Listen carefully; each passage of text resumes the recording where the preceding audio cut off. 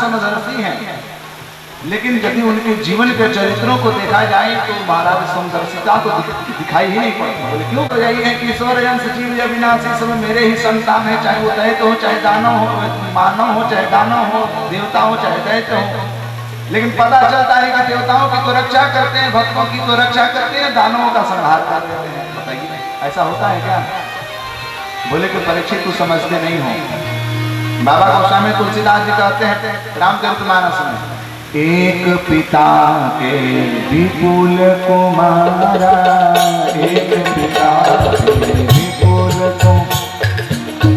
एक पिता के विपुल कुमारा, एक पिता के विपुल कुमारा, मोहि पृथक सिर गुण आचारा, मोहि पृथक गुण शील आचारा।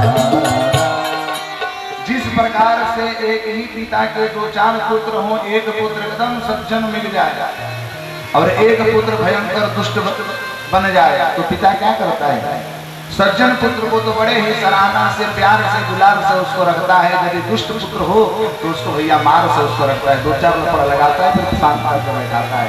प्रेम दोनों में है, लेकिन एक को प्यार से लाड़ प्यार करता है, एक को मार से प्यार करता है। प्रेम दोनों में है। ठीक उसी प्रकार से परीक्षित, जो तुम प्रश्न कर रहे हो, यही प्रश्न तुम्हारे दादाजी जो युधिष्ठिर जी हैं नारद जी से किए थे।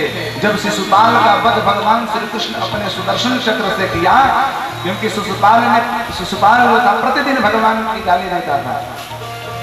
भगवान साथे साथे चले गए, 100 शतकम द्रुत वचनम तो अतिक्रमणम कृतम शिशुपालेन। शिशुपाल के द्वारा 100 गाली पार किया गया, अतिक्रमण कर दिया, तो भगवान ने सुदर्शन चक्र निकाला और उसका गर्दन का छेदन कर दिया। उसके हृदय से दिव्य ज्योति प्रकट हो गई और भगवान के हृदय में सायुज्य मुक्ति को प्राप्त हो गया। युधिष्ठिर दर्शन कर रहे थे, नारद जी के चरणों में प्रार्थना किया, कहा कि हे प्रभु, शिशुपाल इतना दुष्ट था फिर भी भगवान के चरणों में चला गया, भगवान के हृदय में समा गया। बोले कि देखो युधिष्ठिर, ऐसा नहीं है। भगवान कहते हैं कि चाहे दुष्टता से ही सही, कम से कम मेरा नाम तो ले रहा है। गोप्य कामाद भयात कंसाद दैसाद चैदादयो नृपः। अरे द्वेष से यदि शिशुपाल किया, कम से कम मेरा तो स्मरण किया। और तुम कहते हो परीक्षित की दैत्यों को संहार करते हैं, तो ऐसा नहीं है। सभी दैत्यों को भगवान मारते नहीं है। प्रहलाद को कहाँ मारा? महाराज प्रहलाद जी को रक्षा करने के लिए उसके पिता को ही मार डाला। बोले प्रहलाद कौन है? बोले कि तुम्हें पता ही नहीं कि प्रहलाद कौन है, तो सुन लो। कहते हैं कि जब भगवान वाराह के अवतार में आकर के हिरण्याक्ष का वध किया था, उसी समय हिरण्यकशिपु उसका जो भ्राता था, संकल्प ले लिया कि जिसने मेरे भाई की मृत्यु का कारण बना है, जिसने मेरे भाई को मारा है, मैं उसको छोड़ूंगा नहीं। अपने भाई की मृत्यु की बदला लेने के लिए तपस्या करने के लिए चला गया। ध्यान देना, और ज्यादा कुछ नहीं कहूंगा, इतना ध्यान देना। हम सब क्या हैं? हम सब मानव हैं। हम सब क्या हैं? हिरण्याक्ष और हिरण्यकशिपु क्या थे? दानव थे, राक्षस थे ना। हम लोग मानव हैं, हिरण्याक्ष हिरण्यकशिपु दानव थे। दोनों में क्या अंतर है? एक राक्षस होकर के भी अपने भाई की मृत्यु का बदला लेने के लिए भगवान से भी लड़ने के लिए तैयार हो गया, भगवान से बैर साथ लिया। लेकिन हमें आपस में ही भाई अपने भाई को मारने के लिए लगे पड़े हैं कि अपने भाई को मार दो, अपने भाई को मार दो। महाराज हमसे तो उत्तम वो राक्षस ही हैं कि नहीं है? हमसे उत्तम वो राक्षस हैं जो कि कम से कम भाई भाई में तो प्रेम है। हमारे यहाँ तो भाई भाई ही में मतभेद हो गया। किसके लिए? तो केवल मात्र 2-4 फीट जमीन के लिए।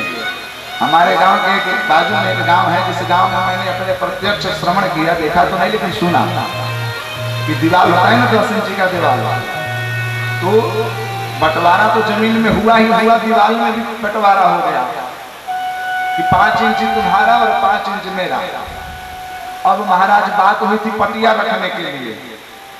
अब दूसरा भाई ने क्या किया कि पटिया में रख करके उसको थोड़ा सा 2-4 ईंटा लगा करके और घेर दिया 5 इंची पर। बात हुई थी पटिया, तो पटिया तो 3-4 इंची में आ जाती है, 2.5-3 इंची में पटिया रखी जाती है। लेकिन उन्होंने क्या किया कि 5 इंची का दीवार ही खड़ा कर दिया।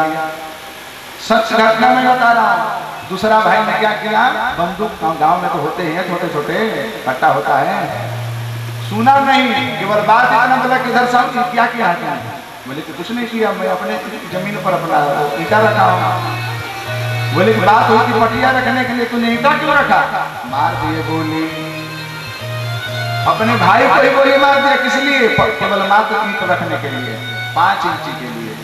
अब जो भाई गोली मारेगा तो क्या घर में सुरक्षित रहेगा, वो तो मर गया उसका भाई, पुलिस आया इसको पकड़ करके चला गया जेल।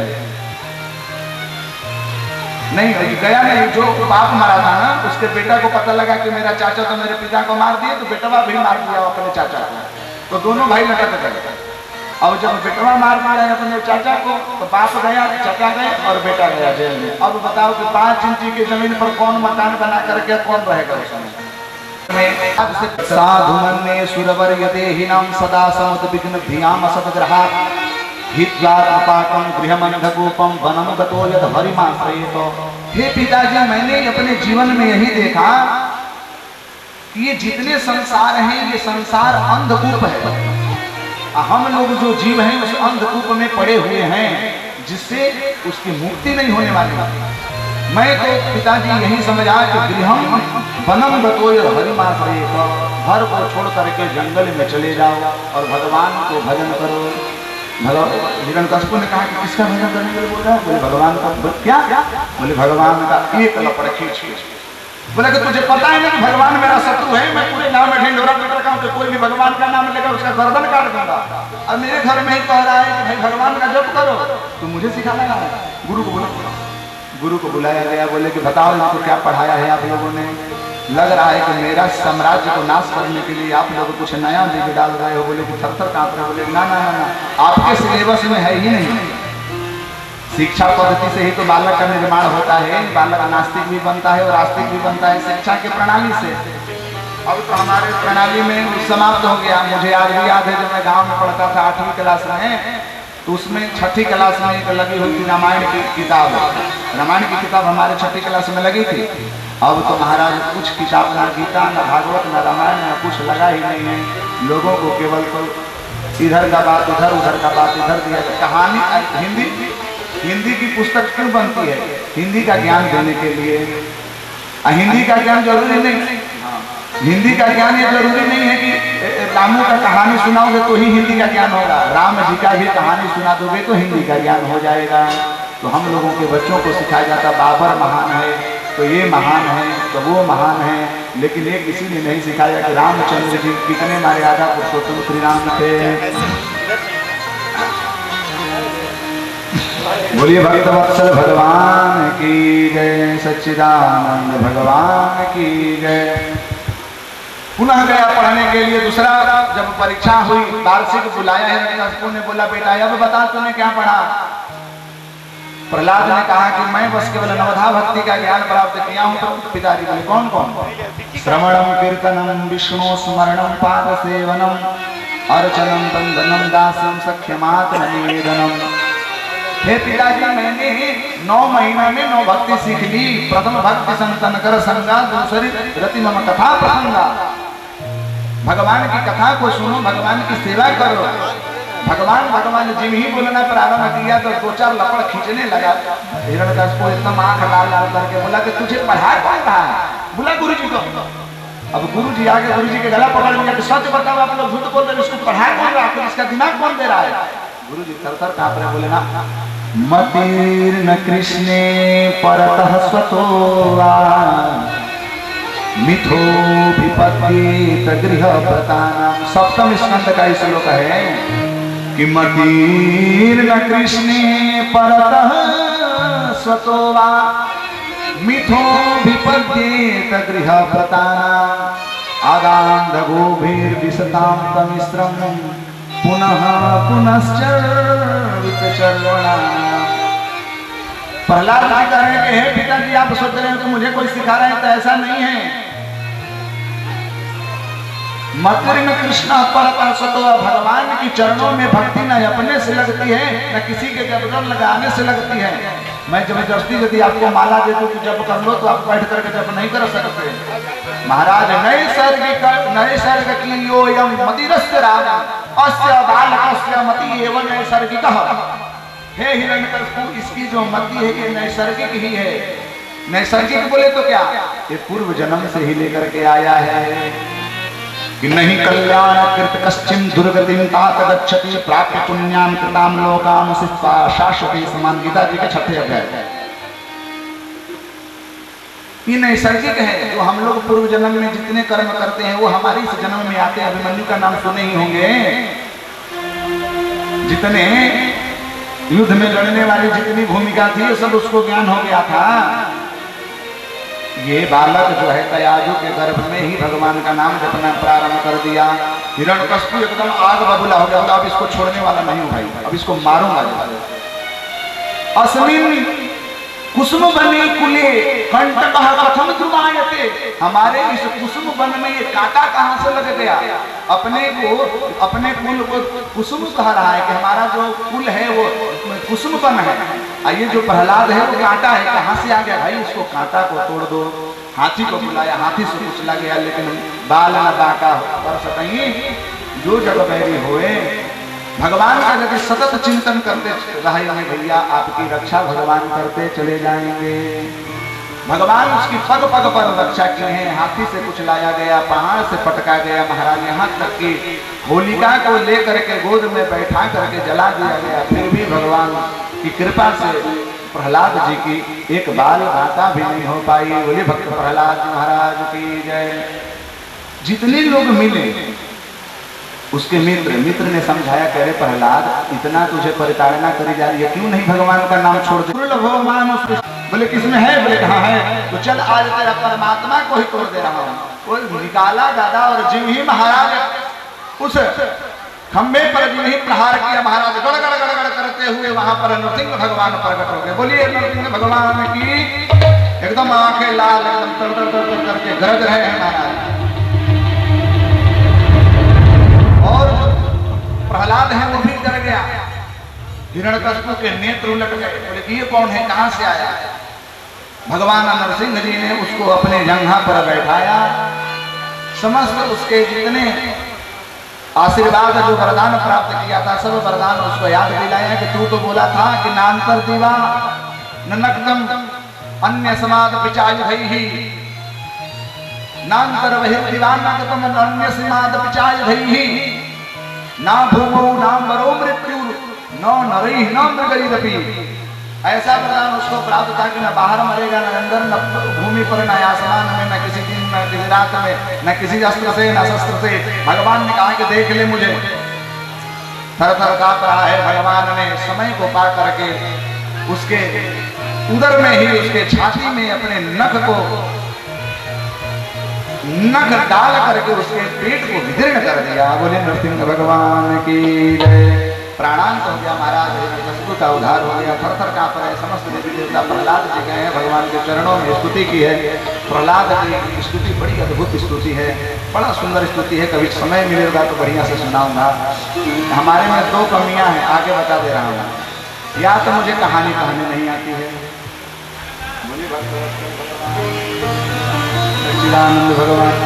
या एक ही हमें प्रसंग दे दीजिए कि आप आज प्रहलाद चरित्र पर ही बोलिए, तो उसी में फिर डूबा रहे 4 घंटा आराम से प्रहलाद चरित्र। प्रहलाद कहते किसे हैं, हिरण्यकशिपु का अर्थ क्या है, एक एक शब्द पर व्याख्या चरित्र है। तो कभी इधर का बात उधर बहुत अचड़म पचड़म हो जाता है। बोले भक्त भगवान की जय। इस प्रकार से सप्तम स्कंद पूर्ण होता है प्रहलाद चरित्र के। वर्ण आश्रम का धर्म निरूपण किया गया है। इसमें नारद जी आकर के किए हैं वर्ण आश्रम धर्म का। उन्होंने बताया कि सब आश्रम एकदम उत्तम है। यदि अपने आश्रम में स्थित होकर के भगवान की भक्ति करें तो सब भगवान के धाम में चले जाएंगे। स्त्रियों वैश्य तथा शूद्रस्ते यान्ति परामगति। गीता जी में कहते हैं कि कोई भी भगवान की भक्ति से वंचित नहीं है। लोग कहते हैं कि मैं छोटा हूं तो भगवान, अरे छोटा का है कि प्रहलाद भी छोटा था, ध्रुव भी छोटा था। भगवान सबको प्राप्त होंगे। कि व्याधस्य चरणं ध्रुवस्य चयो विद्या गजेन्द्रस्य का कुब्जाया किमना रूपमत धनमधिकं किं तद् सुदानो धनम् कि का जाति विदुरस्य यादवपतेरुग्रस्य किल पौरुषम् भक्त्या तुष्यति केवलं न च गुणैः भक्ति प्रियो माधवः। लोग कहते हैं कि मेकअप जितना कर लोगे, लीपा पोती कर लोगे, साड़ी सूट पहन लोगे तो भगवान प्रसन्न हो जाएंगे। भगवान कहते हैं कि पूजा बेचारी कुछ नहीं लगाई थी। निर्मल मन जन सो मोहि पावा, निर्मल मन जन सो मोहि पावा, निर्मल मन जन सो मोहि पावा, निर्मल मन जन सो मोहि पावा। मोहि कपट जन छिद्र न भावा, मोहि कपट छल छिद्र न भावा, निर्मल मन जन सो मोहि पावा। भगवान कहते हैं कि निर्मल केवल मन को लेकर के चले आओगे तो हमारी जो तुम्हें भक्ति है वो प्राप्त हो जाएगी। लोग कहेंगे कि ब्राह्मण को ही भगवान मिलते हैं, तो महाराज सबरी बेचारी झील जाति की रहने वाली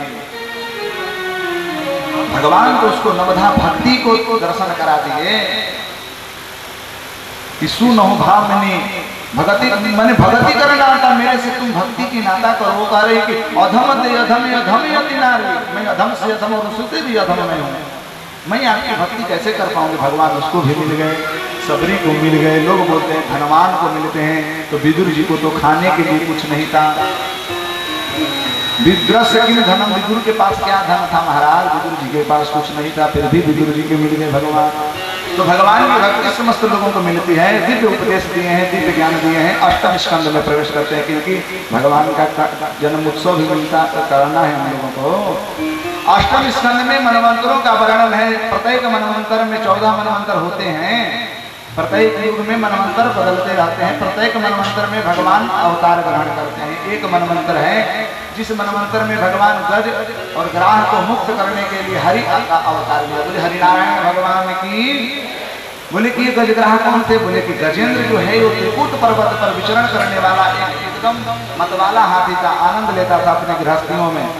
एक दिन स्नान करने के लिए तालाब में गया सब परिकर के साथ, लेकिन महाराज उस तालाब में स्नान तो करता करता सही था, लेकिन लिमाड़ बोलते हैं उसको, पूरा शरीर मज्जन करने लगा। उसमें ग्राह उसी में था, ग्राह ने पकड़ लिया पैर गजेंद्र को, हाथी को पकड़ लिया, चिल्लाने लगा कि बचाओ भाई बचाओ भाई बचाओ। तो सब अपने परिवार मिल करके सूंड में सूंड लपेट करके खींचना प्रारंभ किया, लेकिन ग्राह ने इतनी उसको पकड़ रखा था जोर से कि निकल ही नहीं रहा था बाहर। 4-5 दिन 20 दिन 25 दिन बीत गए, लेकिन वो गजेंद्र निकल नहीं पाया, वो हाथी निकल नहीं पाया। सबने कहा कि जाओ भैया तुम अपना रास्ते देखो, हम लोग तुम्हारे चक्कर में मरेंगे थोड़ी, यही दुनिया का यही रिश्ता है भैया। जब तक आप उनके साथ हैं या उनका जब तक आपका स्वार्थ सिद्ध हो रहा है तब तक आपसे प्रेम करेंगे, नहीं तो कोई किसी का पूछता नहीं है, कोई किसी का है ही नहीं। महाराज अब कौन पकड़ लो। अब महाराज हाथ ऊपर उठाया है गजेंद्र, किस प्रकार से भगवान उनको पुकार रहा है। आइए छोटा सा भजन का आनंद लेंगे। पकड़ लो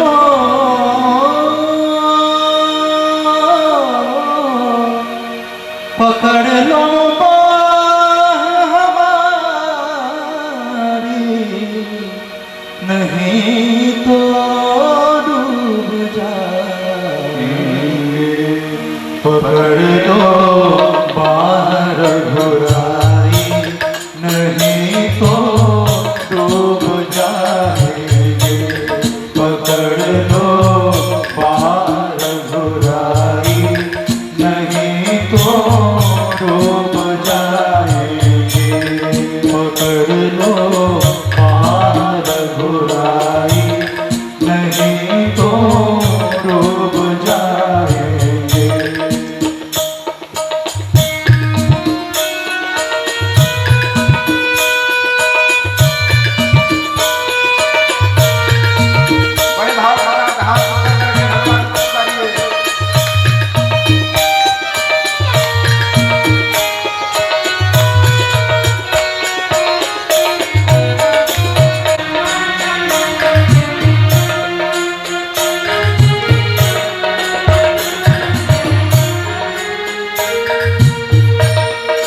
करके अगम अनजानी पथिक में मोह आनी।